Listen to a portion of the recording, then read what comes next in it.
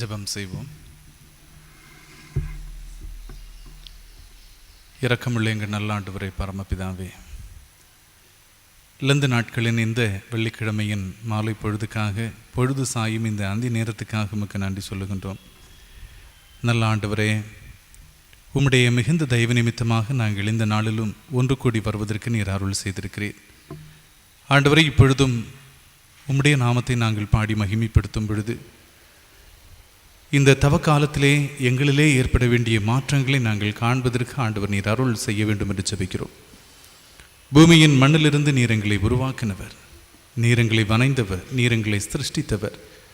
உம்முடைய சிருஷ்டிப்பின் வல்லமை இன்னும் எங்களிலே வெளிப்பட ஆண்டவர் நீர் அருள் செய்தருளும். உம்முடைய காயத்தின் தழும்புகளாலே நாங்கள் குணமாகிறோம், உம்முடைய இரத்தத்தினாலே நாங்கள் நீதிமான்களாக்கப்படுகிறோம்.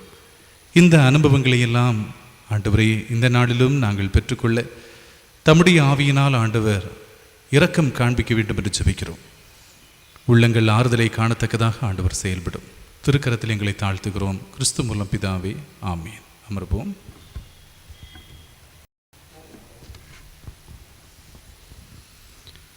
அன்பானவர்களே, நம்முடைய கரங்களிலே இருக்கின்ற தபசு கால கீதங்கள் என்கின்ற நூலின் 25வது பாடலை நாம் இணைந்து பாடுவோம். 25வது பாடல். சிலுவை நிழலில் அனுதினம் அடியான் சாய்ந்திலை பாரிடுவேன், சிலுவையின் அன்பின் மறைவில் கிருபையின் இனிய நிழலில் என்கின்ற அழகிய பாடல் நாம் அனைவரும் இணைந்து பாடுவோம். அன்பானவர்களே, இந்த பாடலின் வரிகளை சிலுவையின் நிழலில் என்று சொல்லும் பொழுது நம்முடைய பேராயத்திலிருந்து வெளிவருகின்ற பல அட்டைப்படங்களிலே வருகின்ற ஒரு சிலுவை சார்ந்த படம் என்று சொன்னால், நான் இதற்கு முன்பதாக திருப்பணியாற்றிய முட்டம் தியான மையத்தினுடைய நுழைவு பகுதிக்கு அருகாமையிலே அது ஏற்படுத்தப்பட்டிருக்கிறது. நீங்களும் முட்டம் தியான மையத்திற்கு உள்ளதாக நுழைவீர்கள் என்று சொன்னால், இடதுபுறத்திலே அந்த கல்லால் ஆகிய அழகிய சிலுவையை உங்களுக்கு பார்க்க முடியும். ஏன் அந்த இடத்திலே அந்த சிலுவை நிறுவப்பட்டது என்பதற்குரிய பின்னணியத்தை ஆராய்ந்து பார்க்கும் பொழுது, முன் நாட்களிலே தென்னிந்திய திருச்சபையினுடைய கன்னியாகுமரி பேராயத்தினுடைய பேராயராக இருந்த IRS ஞானதாசன் என்கின்ற பேராயர் அவர்கள் அவ்விடத்திலே இருந்து ஜெபம் செய்கிற வழக்கத்தை கொண்டிருந்தாராம். அதுபோன்று ஏசுதாசன் திருமேனி என்று சொல்லப்படுகின்ற, அதாவது நம்முடைய பேராயங்கள் பிரிக்கப்படுவதற்கு முன்பதாக காணப்பட்ட அமரவிளை பகுதியை சார்ந்தவர், தென் கேரள பேராயத்தினுடைய பேராயராக இருந்தவர், தென்னிந்திய திருச்சபையினுடைய மோடரேட்டராக இருந்தவர் அவ்விடத்திலிருந்து ஜெபம் செய்வாராம். இவைகளை எல்லாம் கருத்திற்கொண்டு அந்த இடத்திலே சிலுவை வைக்கப்பட்டது என்கின்ற பின்னணியத்தை கூறுவார்கள். அன்பானவர்களே, அந்த தியான மையத்திலே வருகிறவர்களும் கூட இதுபோன்று பொழுது சாய்கிற நேரத்திலே அந்த சிலுவைக்கு அருகாமையிலே சென்று அமர்வது உண்டு, அமைதியாக அமர்ந்து தியானங்களை மேற்கொள்வது உண்டு. அந்த இடத்திலே அமர்ந்து பெற்றுக்கொள்கின்ற தியானங்கள் அல்லது ஏறெடுக்கப்படுகிற ஜெபங்கள் மக்களுடைய மனதிலே மிகுந்த ஆறுதலையும் அமைதியையும் கொண்டு வருவதாக அநேகர் சாட்சியாக கூறியிருக்கிறார்கள். உண்மையிலேயே அன்பானவர்களே, சிலுவையின் நிழலிலே அமர்வது நமக்கு ஆறுதலை கொண்டு வருகின்ற ஒன்றுதான். இன்றைக்கு ஆண்டவராகிய இயேசு கிறிஸ்துவனுடைய சிலுவையின் நிழலிலே நாம் அமர்வதற்கு ஆண்டவர் நமக்கு அருள் செய்கிறவராக இருக்கிறார். இந்த உண்மைகளை எல்லாம் உணர்ந்தவர்களாக இந்த பாடலை நாம் இணைந்து பாடுவோம்.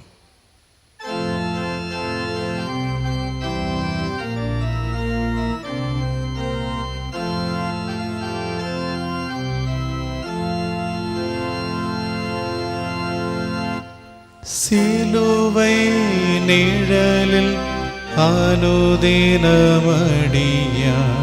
சாய்ந்திலை பாரிடுவே, சிலுவை நிழலில் அனுதினமடியான் சாய்ந்திலை பாரிடுவே, சிலுவையின் அன்பின் மறைவில் கிருபையின் இனிய நிழலில் ஆத்துமனேசரின் அருகில், ஆத்துமனேசரின் அருகில் அடைகிறேன் ஆறுதல் மனதில்.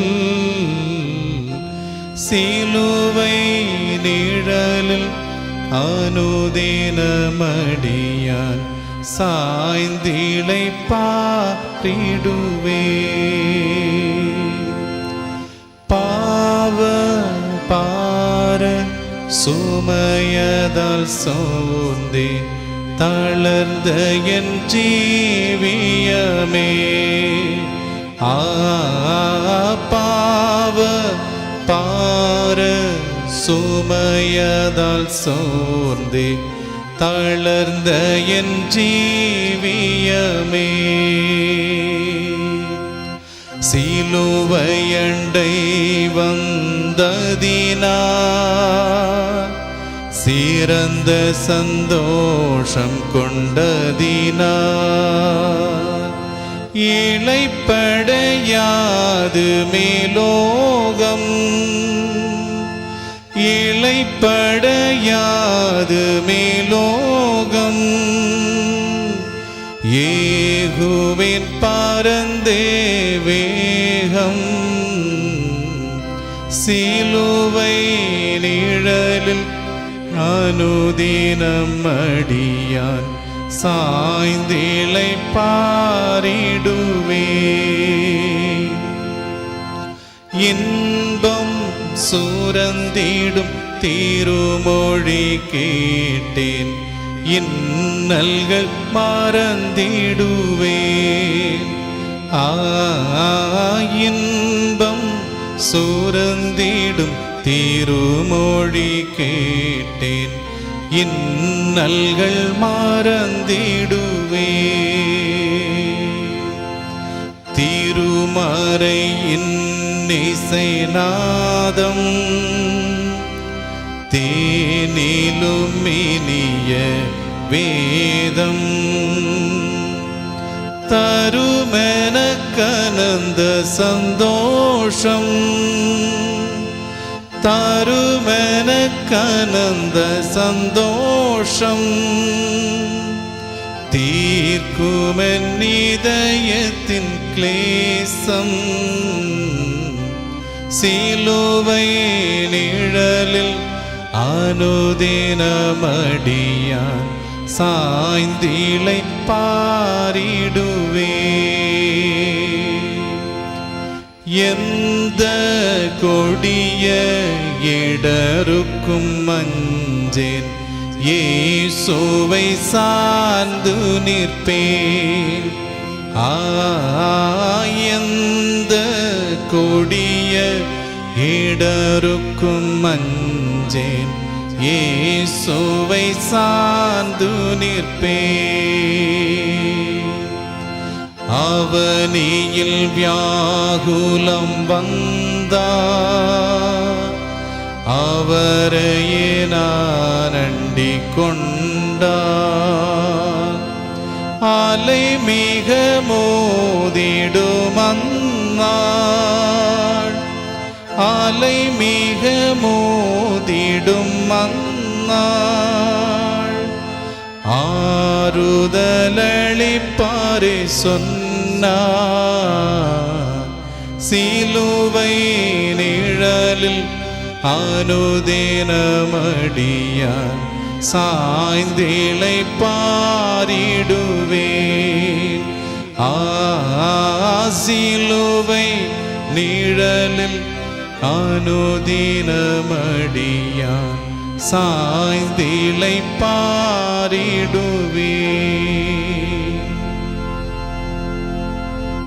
தொடர்ந்து நாம் 26வது பாடலை பாடுவோம். கொடுங்கொல்கதாவின் கொடுமுடியில் கடுங்காயப்பட்ட நேசரை கண்டேன், அகபாரத்தால் நான் பணிந்து நின்றேன், மகனே இது உனக்காய் என்றார். ஆகா இன்பம் இன்பம், இனி என்றும் துன்பமில்லை, எந்தன் மகா இன்பராம் என் இயேசு வரும் நாளதினிலே. அன்பானவர்களே, ஆண்டவராகிய இயேசு கிறிஸ்து அவரிலே அவர் பெற்றுக்கொண்ட காயங்கள் அல்லது அவர் அனுபவித்த காயங்கள் அவருக்கு மகா கொடிய வேதனையை கொண்டு வந்தது. தாங்க முடியாத வேதனை, நம்மால் வார்த்தைகளால் வர்ணிக்க இயலாத வேதனை. அந்த வேதனை நமக்கு சுகத்தை கொண்டு வருகிறதாக மாறிற்று. ஆமன்பானவர்களே, ஆண்டவருடைய காயத்தை பார்க்கும் பொழுது உண்மையிலேயே நம்முடைய உள்ளம் ஆறுதலை பெறத்தக்கதாக வல்லமையை கொள்ளுகின்றது. இந்த உண்மையை விளக்குகின்ற ஒரு அழகிய பாடல் நாம் எல்லோரும் இணைந்து பாடுவோம்.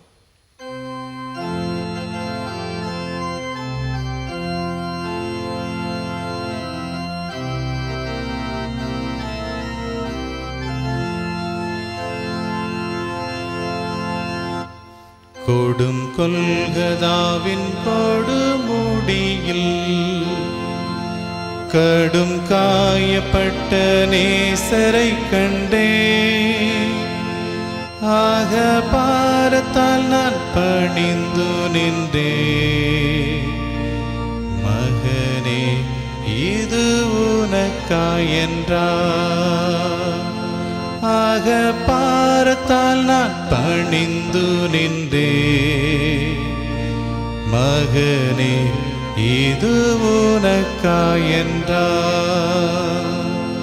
ஆகா இன்பம் இன்பம் இனி என்றும் துன்பமில்லை எந்தன் மகா இன்பராமன் இயேசு வரும் நாளதனிலே. ஆகா இன்பம் இன்பம் இனி என்றும் துன்பமில்லை எந்தன் மகா இன்பராமன் இயேசு வரும் நாளதனிலே.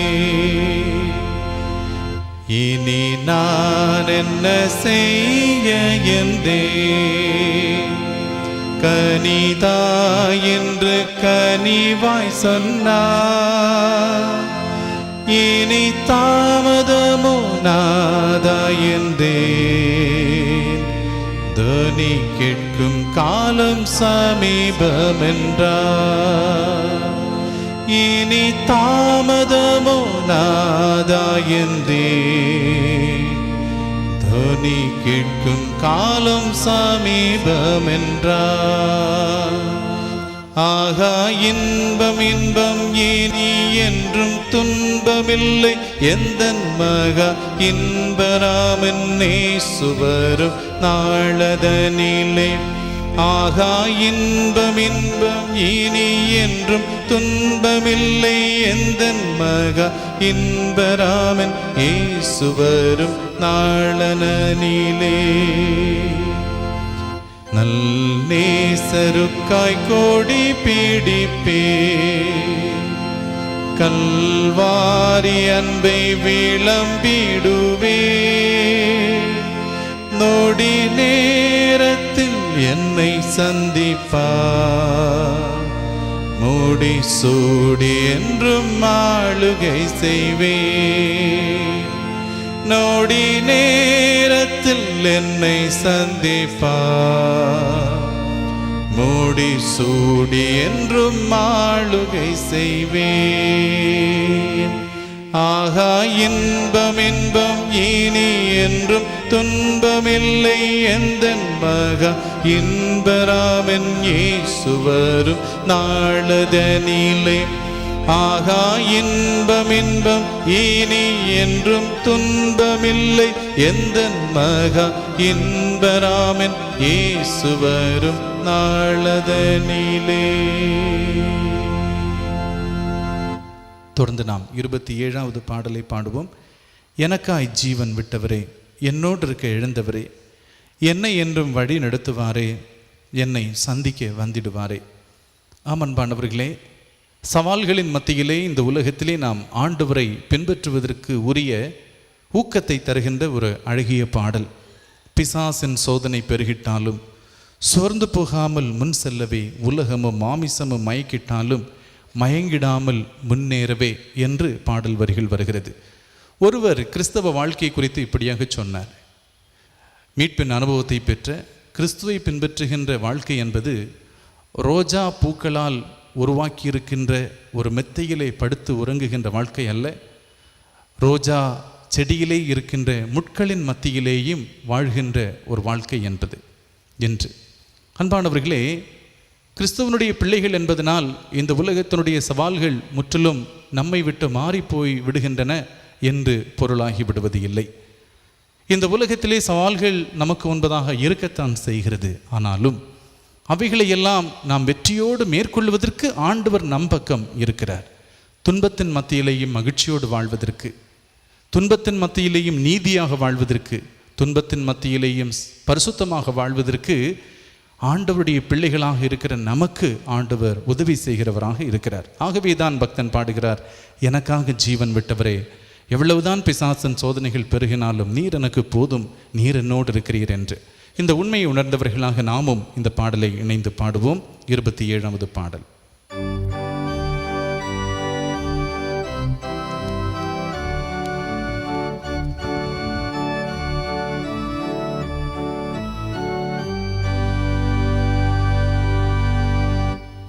எனக்காய் ஜீவன் விட்டவரே, என்னோடிருக்க எழுந்தவரே, எனக்காய் ஜீவன் விட்டவரே, என்னோடிருக்க எழுந்தவரே, என்னை என்றும் வழி நடத்துவாரே, என்னை சந்திக்க வந்திடுவாரே, என்னை என்றும் வழி நடத்துவாரே, என்னை சந்திக்க வந்திடுவாரே. இயேசு போதுமே, இயேசு போதுமே, எந்த நாளிலுமே எம் நீலையிலுமே, எந்த வாழ்வினிலே இயேசு போதுமே.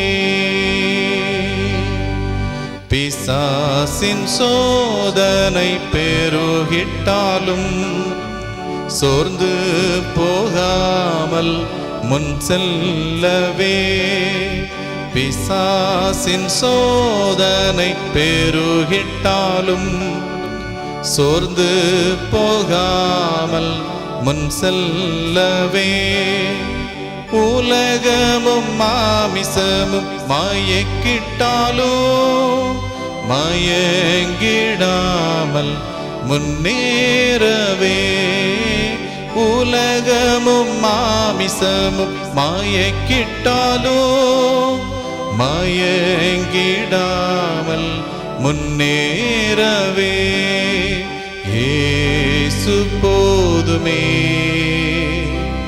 இயேசு போதுமே, எந்த நாளிலுமே என் நீலையிலுமே, எந்த வாழ்வினிலே இயேசு போதுமே. புல்லுள்ள இடங்களில் மேய்த்திடுவார், அமர்ந்த தண்ணீரண்டை நடத்திடுவார், புல்லுள்ள இடங்களில் மேய்த்திடுவார், அமர்ந்த தண்ணீரண்டை நடத்திடுவார், ஆத்துமாவை தினம் தேற்றிடுவார், மரண பள்ளத்தாக்கில் காத்திடுவார், ஆத்துமாவை தினம் தேற்றிடுவார், மரண பள்ளத்தாக்கில் காத்திடுவார்.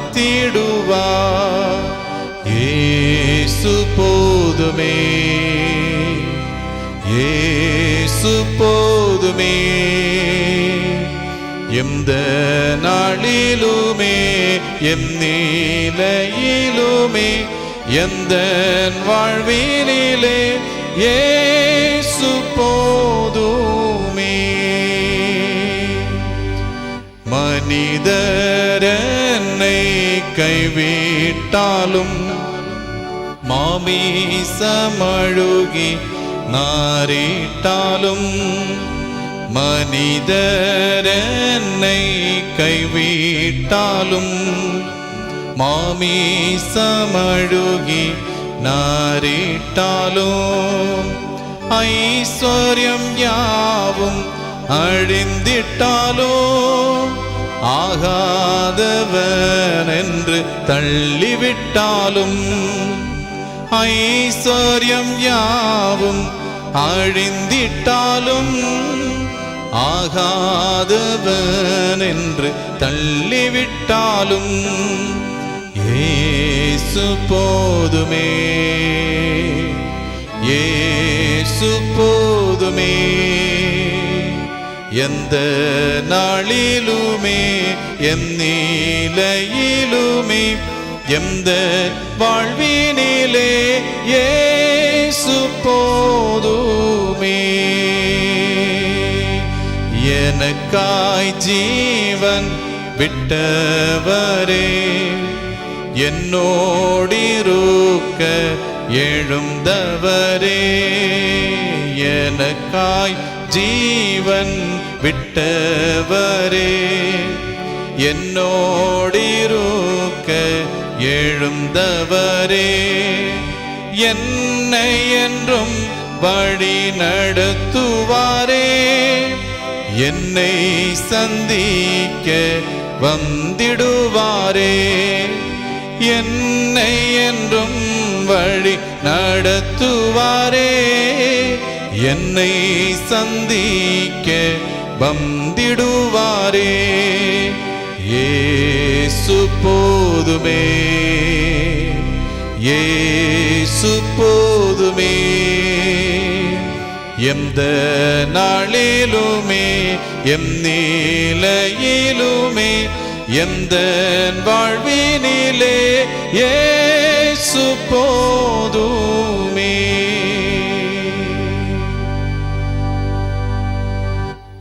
தொடர்ந்து நாம் 28வது பாடலை பாடுவோம். திருக்கரத்தால் தாங்கி என்னை திரு சித்தம்போல் நடத்திடுமே, குயவன் கையில் களிமண்ணான் அனுதினம் நீர் வனைந்திடுமே. அன்பானவர்களே, ஒரு விசை ஒரு இல்லத்திலே சிலர் கூடி ஜபித்து கொண்டிருந்தார்களாம். அந்த நாளிலே போதகர் பண்ணின பிரசங்கம் என்பது குயவன் கையிலே இருக்கிற களிமண். எரேமியா 18வது அதிகாரம். அந்த பிரசங்கம் முடிந்த உடனடியாகவே அதனுடைய நிறைவு ஜபத்தை அங்கிருந்த ஒரு முதிய தாயார் அவர்கள் ஏறெடுத்தார்களாம். அவர்கள் இப்படியாக ஜபித்தார்களாம்: ஆண்டவரே, குயவன் கை களிமண்ணாக என்னை நான் உம்முடைய கரத்திலே ஒப்புவிக்கிறேன் என்று.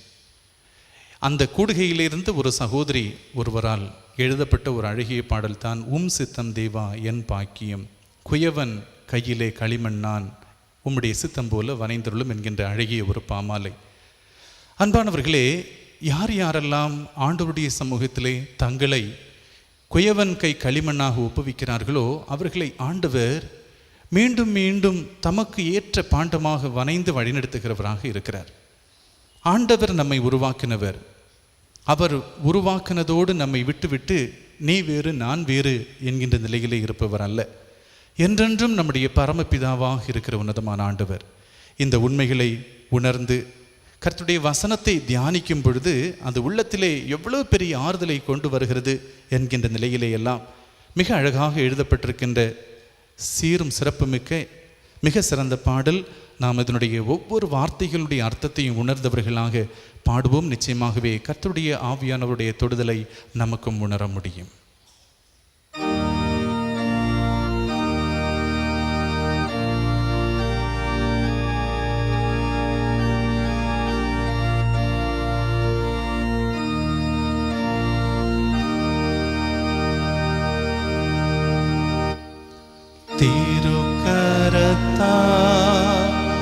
தாங்கி என்னை திருச்சித்தம்போ நடத்திடுமே, குயவன் கையில் களிமண்ணா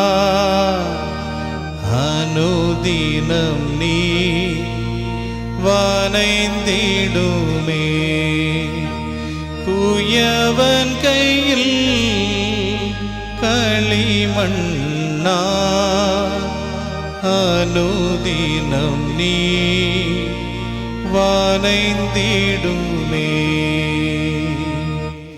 உம் வசனம் தியானிக்கையில் இதயமதில் ஆறுதலே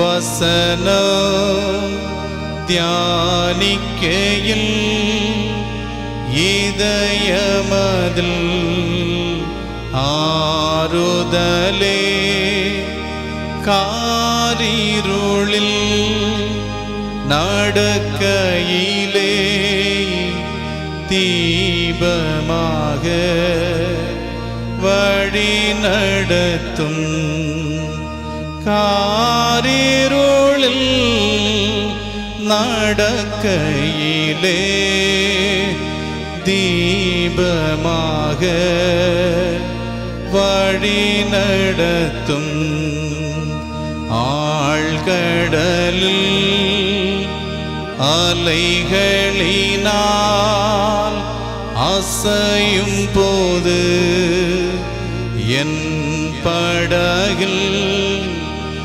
ஆழ்கடலில் அலைகளினால் அசையும் போது என் படகில் ஆத்ம நண்பர் இயேசு உண்டு சேர்ந்திடுவே அவர் சமூகம் ஆத்ம நண்பர் இயேசு உண்டு சேர்ந்திடுவே அவர் சமூகம் அவர் நமக்காய் ஜீவன் தந்து ஆழித்தனரே இந்த மீட்பு அவர் நமக்காய் ஜீவன் தந்து அளித்தனரே இந்த மீட்பு கண்களினால் காண்கிறேனே இன்பக்கனா தேசமதை கண்களினால் காண்கிறேனே இன்பக்கனா தேசமதை தீரு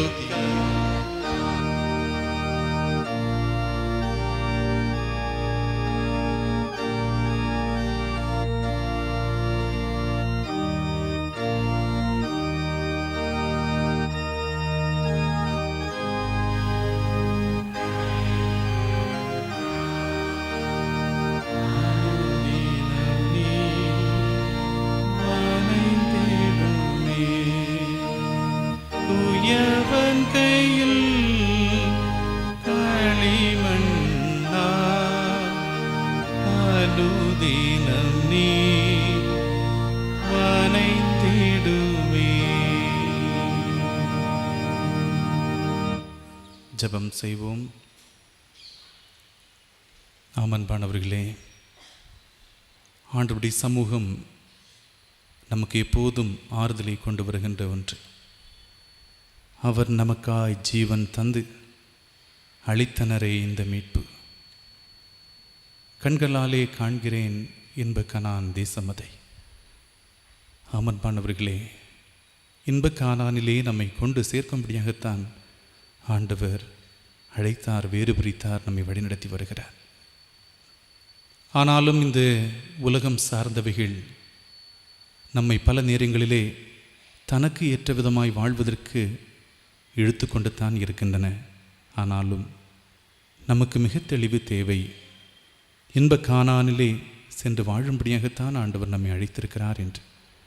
இப்பொழுதும் ஆண்டவருடைய சமூகத்திலே வந்திருக்கும் போது முழு உள்ளத்தோடு நாம் ஆண்டவரை நோக்கி பார்த்து, ஆண்டவரே, பரம கானானுக்கு உகந்த வாழ்க்கையை மேற்கொள்ளத்தக்கதாய் எங்களிலே தம்முடைய இரக்கத்தை விளங்க பண்ணும் என்று முழு உள்ளத்தோடு நாம் ஆண்டவரை நோக்கி பார்ப்போம்.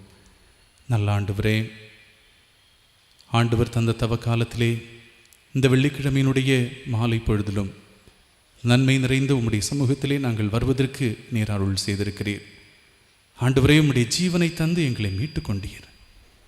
நாங்கள் நித்திய ஜீவனை பெறுவதற்காக ஆண்டவரே, நாங்கள் ஐஸ்வர்யவான்களாக மாறும்படிக்கே நீர் தரித்திரரானீர். ஆம் சுவாமி, உம்முடைய தரித்திரத்தினால் எங்களுக்கு உருவாகி இருக்கின்ற ஐஸ்வர்யம் இந்த நாளிலே எங்களிலே பெருக தேவரீர் அருள் செய்ய வேண்டும் என்று ஜெபிக்கிறோம்.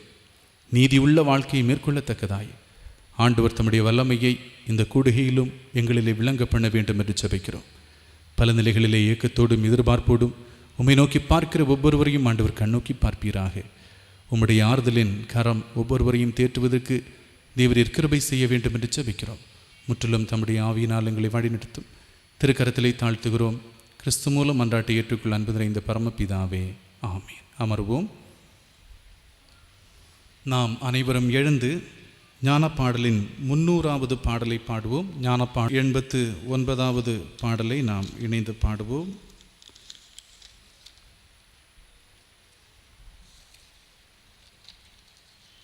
சாரி 289வது பாடல்.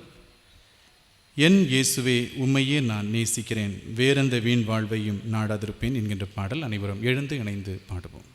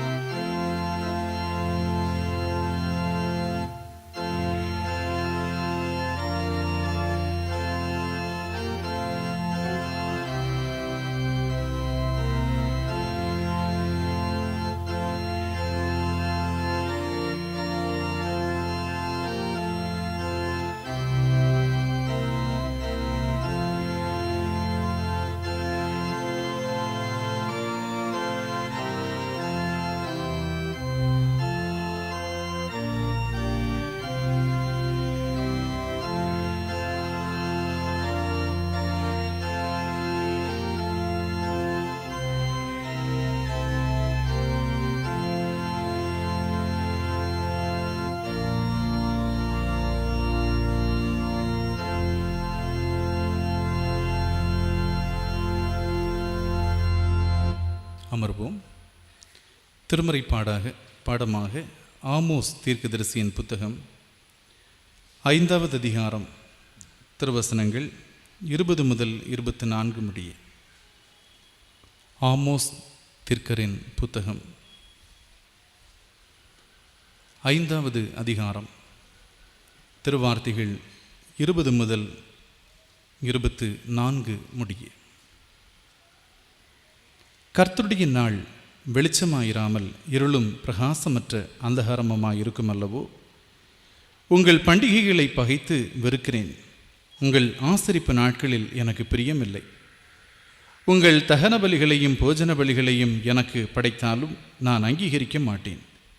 கொழுமையான உங்கள் மிருகங்களின் ஸ்தோத்திர பலிகளையும் நான் நோக்கி பார்க்க மாட்டேன். உன் பாட்டுகளின் இரைச்சலை என்னை விட்டு அகற்று. உன் வீணைகளின் ஓசையை நான் கேட்க மாட்டேன்.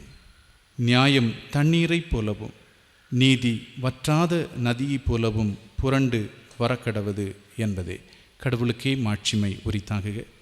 ஆண்டவராகிய இயேசு கிறிஸ்து கற்பித்தபடியே நாம் ஜெபிப்போம். பரமண்டலங்களில் இருக்கிற எங்கள் பிதாவே, உம்முடைய நாமம் பரிசுத்தப்படுவதாக, உம்முடைய ராஜ்யம் வருவதாக, உம்முடைய சித்தம் பரமண்டலத்திலே செய்யப்படுகிறது போல பூமியிலேயும் செய்யப்படுவதாக. அன்றன்றுள்ள எங்கள் அப்பத்தை எங்களுக்கு இன்று தாரும். எங்களுக்கு விரோதமாய் குற்றம் செய்கிறவர்களுக்கு நாங்கள் மன்னிக்கிறது போல எங்கள் குற்றங்களை எங்களுக்கு மன்னியும். எங்களை சோதனைக்கு பண்ணாமல் தீமையங்களை ரட்சித்துக் கொள்ளும். ராஜ்யமும் வல்லமையும் மகிமையும் என்றென்றைக்கும் இடைவைகளே. ஆமென். அமர்வோம். அன்பானவர்களே, இந்த மாலை கூடுகையிலேயும் ஆண்டவருடைய சமூகத்திலே வந்திருக்கிற உங்கள் ஒவ்வொருவரையும் தந்தையாகிய கடவுளுடைய ஆண்டவராகிய இயேசு கிறிஸ்துவின் மகிமையுள்ள நாமத்தினாலே அன்போடு வாழ்த்தி வரவேற்றுக் கொள்ளுகின்றோம். ஆண்டவருடைய கிருபையும் சமாதானமும் உங்களோடு நிறைவாய் தங்கியிருப்பதாக.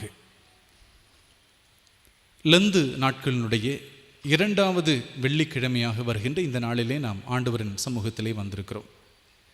குறிப்பாக இந்த நாட்களிலே விசுவாசத்தின் நல்ல போராட்டத்தை போராடுவதற்கு நாம் தரித்து கொள்ள வேண்டிய அல்லது பயன்படுத்த வேண்டிய உபகரணங்கள், ஆயுதங்களை குறித்து நாம் பார்க்கின்றோம் அல்லது தியானிக்கின்றோம்.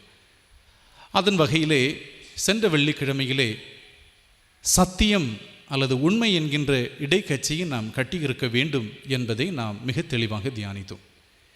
இந்த நாளிலே எபேசியர் 6வது அதிகாரத்தினுடைய 4வது வசனத்தின் 2வது பகுதியை நாம் தியானிக்கலாம். எபேசியர் 6வது அதிகாரத்தினுடைய 4வது வசனத்தின் 14வது வசனத்தினுடைய 2வது பகுதி. எபேசியர் 6:14 2வது பகுதி. நீதி என்னும் மார்கவசத்தை தரித்தவர்களாயும் என்று வருகிறது. நீதி என்கின்ற மார்கவசத்தை தரித்தவர்களாக நீங்கள் காணப்பட வேண்டும். சத்தியம் அல்லது உண்மை என்கின்ற இடைக்கச்சை உங்களுக்கு வேண்டும். அதைத் தொடர்ந்து நீதி என்கின்ற மார்கவசத்தை நீங்கள் அணிந்து கொள்ள வேண்டும்.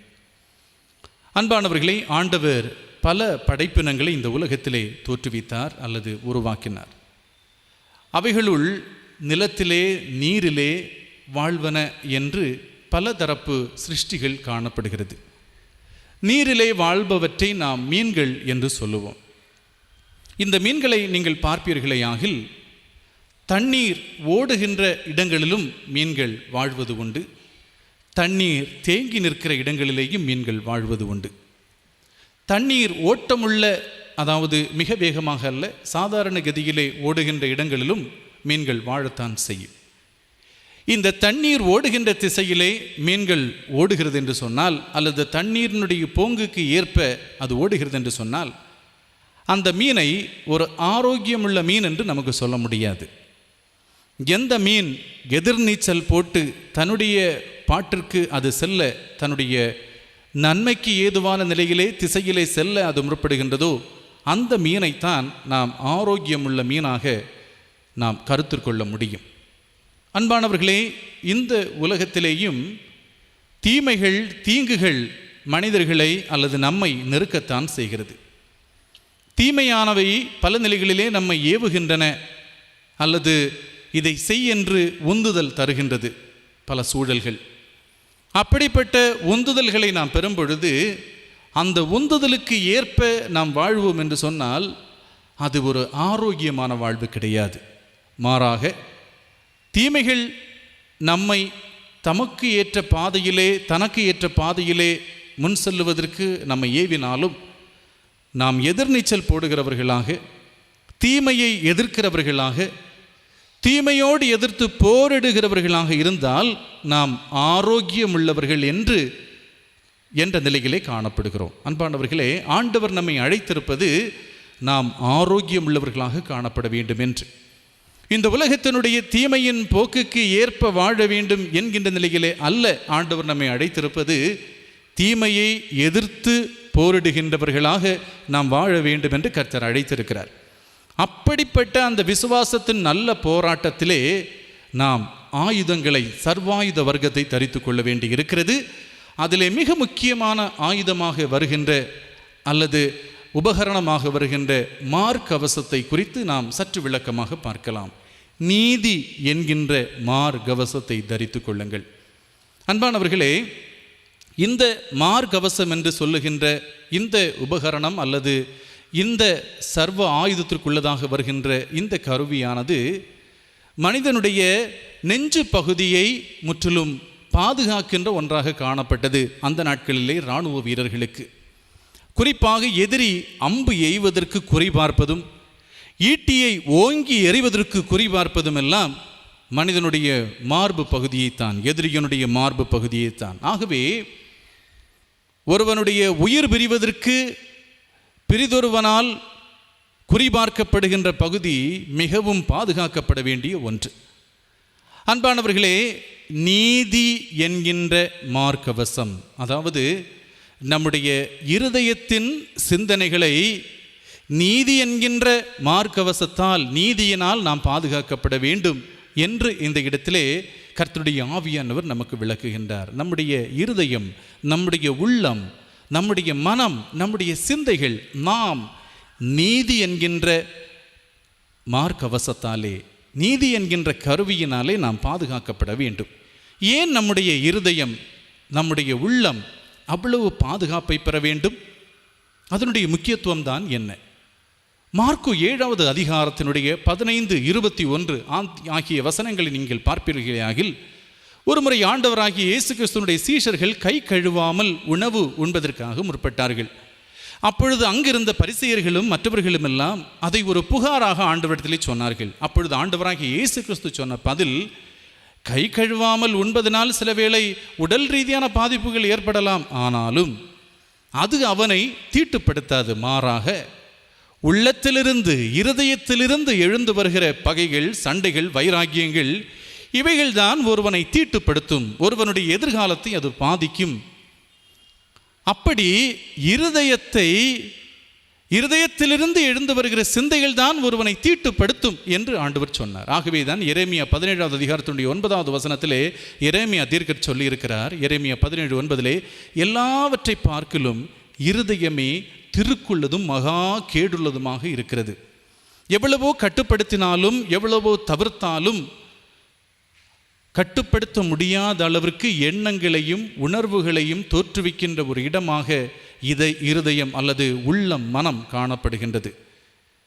ஆண்டவராகிய இயேசு கிறிஸ்து சீமோன் என்கின்ற சுகமாக்கப்பட்ட தொழுநோயாளியினுடைய இல்லத்திலே சென்ற பொழுது, ஆண்டவராகிய இயேசு கிறிஸ்துவினால் மீட்பை பெற்ற ஒரு சகோதரி நலதம் என்கின்ற தைலத்தை ஆண்டவராகிய இயேசு கிறிஸ்துடைய சிரசின் மீது ஊற்றுவாள்.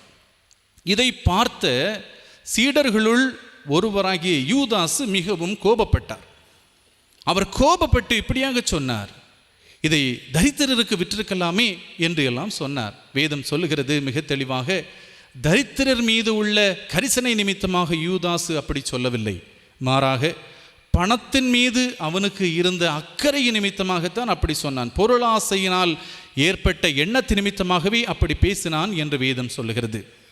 இன்னும் வேதம் மிக தெளிவாக சொல்லுகிறது, ஆண்டவர் அப்பத்தை திராட்சை ரசத்திலே தோய்த்து அவனுடைய கரத்திலே கொடுத்த பொழுது பிசாசானவன் சாத்தான் அவனுடைய உள்ளத்திலே நுழைந்தான். அல்லது அந்த இயேசு கிறிஸ்துவை காட்டி கொடுக்கின்ற இரவிலே அவனுடைய உள்ளத்திலே பிசாசானவன் நுழைந்தான் என்று வேதம் சொல்லுகிறது. அப்படி என்று சொன்னால், தீயவன் தன்னுடைய எண்ணத்தை நிலவுக்கு கொண்டு வருவதற்கு, செயல்படுத்துவதற்கு முதலாவதாக மனிதனுடைய உள்ளத்தை தான், இருதயத்தை தான் ஏவுகின்றான், இருதயத்தான் தான் முதலாவதாக தொடுகின்றான் அல்லது இருதயத்தை தான் தாக்குகின்றான். அனனியா சப்பீராள் என்கின்ற நபர்களை நமக்கு அப்போஸ்தலர் நடவடிக்கைகள் 5வது அதிகாரத்தில் பார்க்க முடியும். இந்த அனனியாளும் சப்பீராளும் கர்த்தருடைய சமூகத்திலே பொய் சொல்லும் பொழுது பேதுரு சொல்லுகின்ற ஒரு வார்த்தை உண்டு, உங்கள் உள்ளத்தை சாத்தான் நிரப்புவதற்கு ஏன் அனுமதித்தீர்கள் என்று. அன்பானவர்களே, உள்ளம், மனம், இருதயம் மிகுந்த பாதுகாப்பாக இருக்க வேண்டிய ஒன்று. அறிவியல் ரீதியாக சொல்லும் பொழுது ஏகதேசம் 60,000 எண்ணங்கள் ஒரு நாள் மனதிலிருந்து, உள்ளத்திலிருந்து எழும்பி வருகின்றன என்று கணிக்கப்படுகிறது. ஏகதேசம் 60,000 எண்ணங்கள் தானாக, அது நேர்மறையாக எதிர்மறையாக இருக்கலாம். இன்றைக்கு அநேகருக்கு இப்படி எழுந்து வருகின்ற எண்ணங்களை டிஃபரன்ஷியேட் பண்ணுவதற்கு தெரியவது இல்லை. எந்த எண்ணம் தேவையானது, எந்த எண்ணம் தொடர்ந்து என்னிலே காணப்பட வேண்டும், எந்த எண்ணம் என்னிலிருந்து மேலும் மேலும் எழுந்து வந்தால் அது என்னை தீமைக்கு நேராக வழிநடத்தும், எந்த எண்ணம் எனக்கு வாழ்வு தருவது, எந்த எண்ணம் என்னுடைய வாழ்வை சீர்குலைப்பது என்று வகைப்படுத்தக்கூடிய விவேகம் இன்றைக்கு அநேகருக்கு இல்லை. அன்பானவர்களே, சில வருடங்களுக்கு முன்பதாக ஒரு தாயாரை சந்திக்கும் பொழுது அந்த தாயார் மிகுந்த வருத்தத்தோடு இருந்தார்கள். அந்த தாயார் தன்னுடைய மறக்க முடியாத ஒரு வருத்தத்தை சொல்லி கொண்டிருந்தார்கள். சாதாரணமாக நடந்து தெரிந்த அந்த தாய் அந்த குறிப்பிட்ட வருத்தத்து நிமித்தமாக படுத்த படுக்கையாகவே மாறிவிட்டார்கள். அப்பொழுது பலர் அவர்களுக்கு ஆலோசனை சொன்னார்கள், நீங்கள் இந்த எண்ணங்களை தவிர்க்க வேண்டும். உங்களுடைய மனதை இவ்வளவு வருத்தப்படுத்திய அந்த எண்ணங்கள், வருத்தப்படுத்திய அந்த நபர், அந்த எண்ணங்களையும் அந்த நபரையும் எல்லாம் நீங்கள் மறந்து விடுங்கள். அதற்கு பதிலாக கர்த்தருடைய வசனத்தை, கர்த்தருடைய வேதத்தை எல்லாம் நீங்கள் தியானித்து அந்த எண்ணங்களால் உங்கள் இருதயங்களை நிரப்புங்கள் என்று சொல்ல, அந்த சகோதரி அவர்கள் இந்த நேர்மறையான கர்த்தருடைய வசனங்களைத்தான் தியானித்து அதை உள்வாங்கிக் கொள்ள வேண்டும் என்கின்ற எண்ணத்தை அதிகமாக கொள்ளவில்லை. மாறாக திருப்பவும் சொல்லுவார்கள், எனக்கு மறக்க முடியவில்லை, என்னால் தவிர்க்க முடியவில்லை, அந்த எண்ணம் தான் என்னை அவ்வளவாக பாதிக்கிறது, எனக்கு உணவு சாப்பிட முடியவில்லை என்று எல்லாம் சொல்லி சொல்லி ஒரு கட்டத்திலே மிக கொடிய நோயாளியாக மாறி படுத்த படுக்கையிலேயே அவர்கள் மிகுந்த அவல நிலைக்கு உள்ளாகின்ற நிலைக்கு தள்ளப்பட்டார்கள். அன்பானவர்களே, எண்ணங்கள் ஒருவருடைய வாழ்வை வெகுவாக பாதிக்கிறது. ஆகவேதான் எபிரேயர் 4:12 எபிரேய நிருபத்தை எழுதி ஆக்கியோன் சொல்லியிருக்கிறார், என்னுடைய வார்த்தை ஆவியாயும் ஜீவனாயும் இருக்கிறது, அது உங்களுடைய எண்ணங்களை வகையறுக்கிறது, அது கணுக்களையும் ஊனையும் பிரிக்கிறது, உங்களுடைய இருதயத்தினுடைய யோசனைகளையும் எண்ணங்களையும் அது வேறுபடுத்துகின்றது, வகை பிரித்து அது நமக்கு அந்த அறிவை தருகிறது, தேவையானது இது தேவையற்றது என்கின்ற அந்த பகுத்துணர்வை, அந்த பகுத்தறிவை கர்த்தருடைய ஆவியானவர் கர்த்தருடைய தம்முடைய வசனத்தின் மூலமாக தருகிறார் என்று எபிரேயர் 4:12 சொல்லுகிறது. ஆகவே அன்பானவர்களே, இருதயம் என்பது மிகவும் பாதுகாக்கப்பட வேண்டிய ஒன்று. நம்முடைய உள்ளத்தின் எண்ணங்கள் நம்முடைய வாழ்க்கையினுடைய எதிர்காலத்தை நிர்ணயிக்கின்ற ஒன்று. அது எதிர்மறையானதாக இருக்கும் என்று சொன்னால் வாழ்க்கையினுடைய பின்விளைவு எதிர்மறையானதாகத்தான் இருக்கும். அதே வேளையிலே நேர்மறையானதாக இருக்கும் என்று சொன்னால் வாழ்க்கையினுடைய எதிர்காலம் நேர்மறையானதாக இருக்கும். அன்பானவர்களே, நீதி என்கின்ற கவசம் உங்களுடைய இருதயத்தை பாதுகாக்குமேயாயின் உங்களுடைய எதிர்காலம், நம்முடைய எதிர்காலம் சிறப்பு மிக்கதாக இருக்கும். ஆகவே தான் வேதம் சொல்லுகிறது, ஆண்டவராகிய இயேசு கிறிஸ்துவனுடைய இரத்தத்தினாலே நாம் நீதிமான்களாக்கப்பட்டிருக்கிறோம். நீதியினால் நம்முடைய உள்ளத்தை, நம்முடைய வாழ்க்கையை நாம் பாதுகாக்க வேண்டும். தீயவன் பல நிலைகளிலே நம்மை தாக்க முற்பட்டாலும் நீதியினால் நம்மை நாம் பாதுகாத்து கொள்ள வேண்டும். கலாத்தியர் 3:6 சொல்லுகிறது, ஆபிரகாம் தேவனை விசுவாசித்தான், அது அவனுக்கு நீதியாக கொள்ளப்பட்டது. நீதி என்கின்ற வார்த்தையினுடைய டெஃபினிஷனை, வரையறையை நாம் பார்த்தால் ஃப்ரீ ஃப்ரம் கில்ட் என்று சொல்லப்பட்டிருக்கிறது. ஒரு செயலை செய்யும் பொழுது அது நிமித்தமாக நான் குற்றம் சாட்டப்படாதவனாக இருப்பேனேயாகில் அது நீதியாக காணப்படுகிறது. அது அந்த செயல், நான் செய்கிற ஒரு செயல், நான் பேசுகிற ஒரு பேச்சு என்னை குற்றப்படுத்தாதே ஆயின் அது நீதியானது. ஆண்டவராகிய இயேசு கிறிஸ்துவனுடைய இரத்தம் அப்படி ஃப்ரீ ஃப்ரம் கில்ட். நாம் செய்கின்ற செயல், நாம் பேசுகிற பேச்சு நீதியாக இருக்கின்ற நிலையிலே காணப்படத்தக்கதாய் நம்மை உருமாற்றுகிறது ஆண்டவராகிய இயேசு கிறிஸ்துவனுடைய இரத்தம். ஆண்டவராகிய இயேசு கிறிஸ்துவனுடைய பாடுகளும் மரணங்களும் அவருடைய உயிர்த்தெழுதலும் எல்லாம் நம்மை நீதி மிக்கவர்களாக மாற்றுகிறது. பவுல் அப்போஸ்தலன் மாபெரும் கொடிய நபராக இருந்தார். ஸ்தேவான் கொலை செய்யப்படுகிற வேளையிலே அவர் அதற்கு காவல்காரராக இருந்தார், அதற்கு காரணமாக இருந்தார். ஆனால் நாளொன்று வந்த பொழுது அவருடைய உருமால்கள், அவர் அணிந்திருந்த வஸ்திரங்கள், அவர் பயன்படுத்திய பொருட்களை நோயாளிகள் மீது கொண்டு வைக்கும் பொழுது அவர்கள் சுகம் பெற்றார்கள் என்று அப்போஸ்தலர் நடபடிகள் சொல்லுகிறது. அதற்கு அவர் செய்த புண்ணியம் என்ன? ஒரு காலத்திலே கொலை செய்யப்படுவதற்கு காரணமாக இருந்தவர், ஒரு கொலைக்காரர் என்று சொல்லுகிற அளவுக்கு காணப்பட்டவர், பின்னொரு நாள் அவர் பயன்படுத்திய ஒரு உருமால் அல்லது ஒரு கர்ச்சீஃப் என்று வைத்துக் கொள்ளுங்கள், அதை கொண்டு ஒரு நோயாளியின் மீது வைத்தால் அவருக்கு சுகமாகிற அளவிலே அவருடைய நிலைமை மாறியது. அவர் செய்த புண்ணியம்தான் என்ன?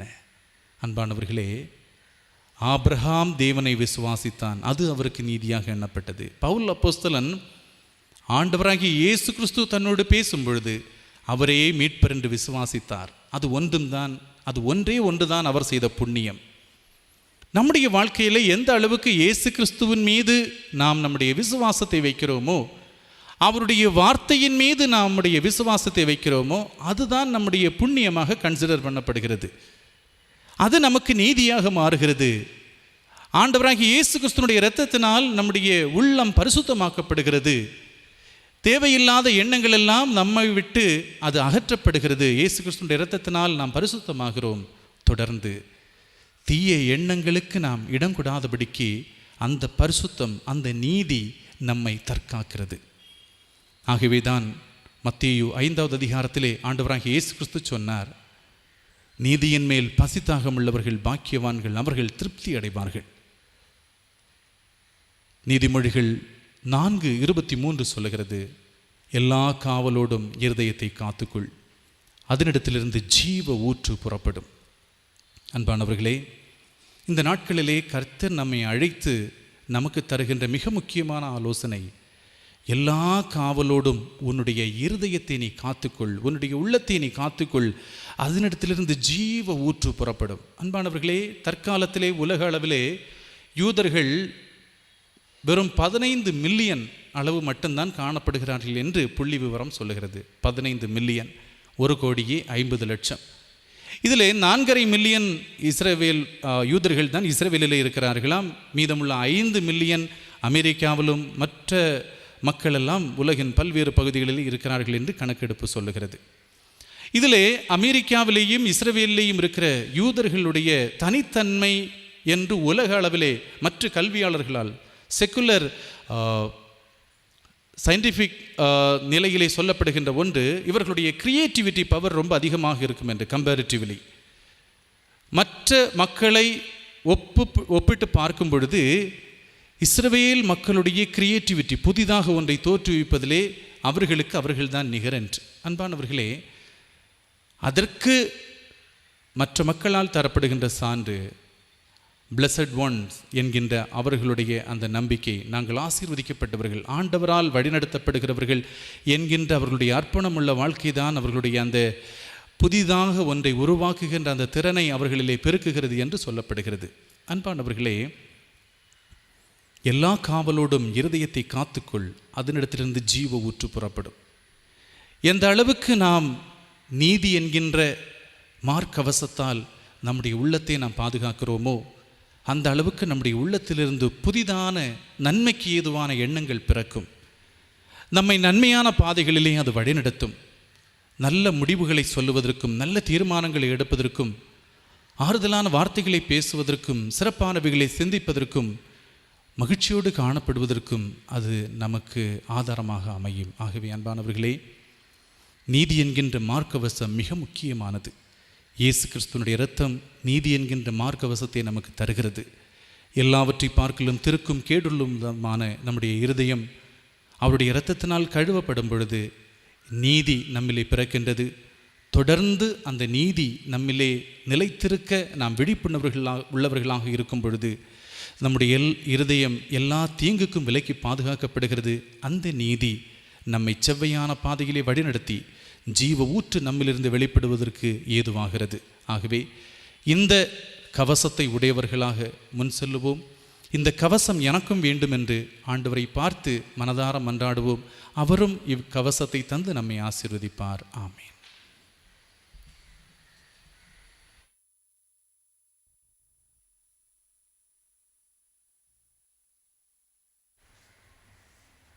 நாம் எழுந்து 240வது கீர்த்தனையை பாடுவோம். கீர்த்தனை 240. நீ உனக்கு சொந்தமல்லவே, மீட்கப்பட்ட பாவி, நீ உனக்கு சொந்தமல்லவே.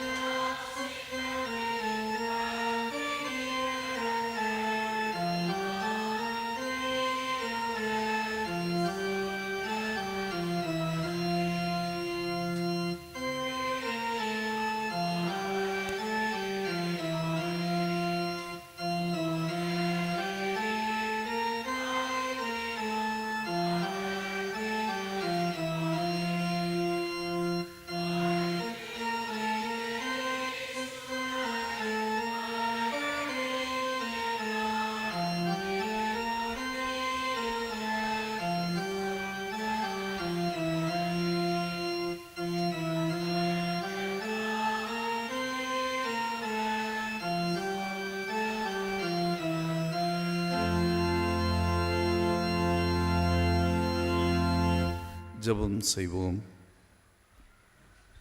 அன்புக்குரியவர்களே, ஒரு நிமிடம் ஆண்டவருடைய பாதப்படியிலே நம்மை நாமே தாழ்த்துவோம். நம்முடைய வாழ்க்கை நீதி என்னும் மார்க்க வசத்தை உடையதாக இருக்கிறதா? நம்முடைய தீர்மானங்கள், நம்முடைய செயல்கள் சமூக நீதியை நிலைநிறுத்துகின்றதாக இருக்கிறதா என்பதை ஆண்டவர் நம்மிடத்தில் கேட்கிறார். இந்த உலகத்திலே நாம் நீதி உள்ளவர்களாக வாழுகின்ற போது நம்முடைய வாழ்க்கை இறைவனுக்கு முன்பாக அது வெற்றியுள்ள, பாதுகாப்புள்ள அனுபவத்தை நமக்கு கொண்டு வருகின்றதாக இருக்கிறது. நம்முடைய வாழ்க்கையிலே நீதி நமக்கு முன் செல்லுகின்ற ஒன்றாக இருக்கிறது என்று வேதம் சொல்லுகின்றது. அத்தகைய நீதியே நம்முடைய வாழ்வின் எல்லா நிலைகளிலும், நம்முடைய சமூக செயல்பாடுகளிலும், நாம் சார்ந்திருக்கின்ற அல்லது நாம் பணியாற்றுகின்ற இடங்களிலும் நாம் அதை வெளிப்படுத்த கடவுள் நம்மிடத்திலே எதிர்பார்த்து கொண்டு இருக்கின்றார். அதை உணர்ந்தவர்களாக ஆண்டவருடைய சமூகத்திலே நம்மை ஒப்புக் கொடுப்போம். அன்பு கடவுளே, அனுதினமும் எங்களை அன்பினால் ஆட்கொள்கின்றவரே, நீதியை எங்களுக்கு கற்பித்து அந்த நீதியை நாங்கள் இந்த உலகத்திலே செயல்படுத்த வேண்டும் என்பதை ஆண்டவர் உணர்த்தி இருக்கின்றீர். எங்கள் வாழ்க்கையிலே நாங்கள் ஒருபோதும் நீதியை விட்டு வழி விலகாதவர்களாக, நீதியின் பாதையிலே எங்கள் நடக்கைகளை நாங்கள் காத்துக்கொள்ள, எங்கள் சொற்களை நாங்கள் காத்துக்கொள்ள, எங்கள் செயல்களை நாங்கள் காத்துக்கொள்ள கர்த்தர் எங்களுக்கு அருள் புரிய வேண்டும் என்று நாங்கள் மன்றாடி நிற்கின்றோம். ஆண்டவரே, நாங்கள் வாழுகின்ற சமூகத்தில் அநேக சூழல்களிலே நீதி மறுக்கப்படுகின்ற ஒரு சூழலிலே தான் நாங்கள் வாழ்ந்து கொண்டிருக்கின்றோம். ஆனாலும் எங்கள் வாழ்விலே நாங்கள் நீதியை நிறைவேற்றுகின்ற மக்களாய், நீதிக்குரிய மக்களாய், நீதியை செயல்படுத்துகின்ற மக்களாய் எங்கள் வாழ்க்கை பயணம் தொடர கர்த்தர் கிருபை தாரும். ஆண்டவரே, குறிப்பாக ஏழை எளிய மக்களுக்கும் வாழ்விலே வலுவிழந்த மக்களுக்கும் நீதியை நிறைவேற்றுவதிலே நாங்கள் எப்பொழுதும் உறுதியுள்ளவர்களாக இருக்க கர்த்தர் எங்களுக்கு அருள் புரிய ஜெபிக்கின்றோம். இந்த நாட்களிலும் கர்த்தாவே, உம்முடைய அன்பு பாதப்படியிலே எங்களை தாழ்த்தி தருகின்றோம். எங்கள் வாழ்விலே இந்த லெந்து காலங்கள் எங்களை சீர்படுத்துகின்ற காலங்களாக, எங்களை செவைப்படுத்துகின்ற காலங்களாக, எங்களுடைய வாழ்வை செவையாக்கி அதன் மூலமாக நாங்கள் உம்முடையவர்களாய் இந்த உலகத்திலே தொடர்ந்து வாழ எங்களை ஆற்றலுள்ள மக்களாய் மாற்றுகின்ற காலங்களாக அமைய கர்த்தர் கிருபை தாரும். எங்கள் வாழ்வுக்கு தேவையான எல்லாவற்றையும் ஆண்டவர் பகிர்ந்தளித்தருளும். உம்முடைய திருச்சித்தத்தை எங்கள் வாழ்விலே நாங்கள் புரிந்து கொண்டு எங்கள் வாழ்க்கை பயணத்தை தொடர எங்களுக்கு அருள் தாரும். ஆண்டோடைய கிருபையும் ஆண்டோடைய சமாதானமும் எப்பொழுதும் எப்பொழுதும் எங்களோடு கூட தங்கியிருக்க நாங்கள் ஜெபிக்கின்றோம். இந்த வேளையிலும் உம்முடைய அன்பு சமூகத்திலே நாங்கள் படைத்திருக்கின்ற காணிக்கைகளை உம்முடைய கரங்களை தருகின்றோம். ஆண்டவரே, உமக்கே எங்களை சொந்தமாக்குவதன் அடையாளமாக இந்த காணிக்கைகளை நாங்கள் படைத்திருக்கின்றோம். எங்களையும் இந்த காணிக்கைகளையும் ஏற்றுக்கொண்டு உம்முடைய திருநாமத்தை மைமைப்படுத்தும். ஆண்டவரே, இந்த இரவை எங்களுக்கு ஆசீர்வதித்து தாரும்.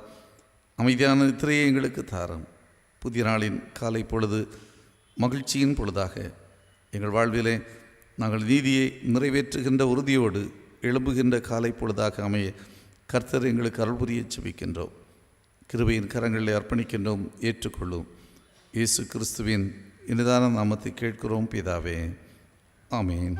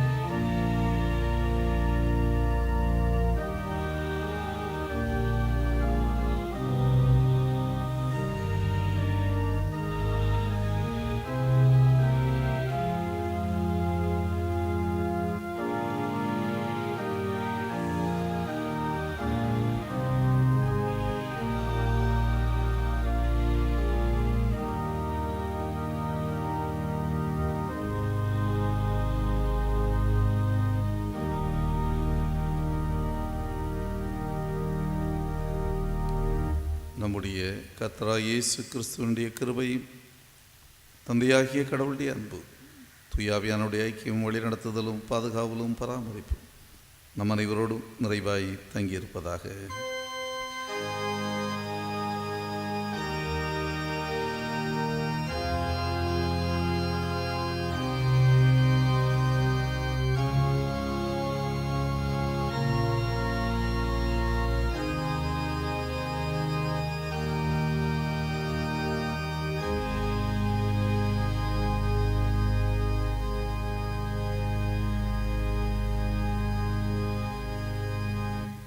ஆண்டவர் உங்களோடு இருப்பாராக. சமாதானத்தோடு சென்று வாருங்கள்.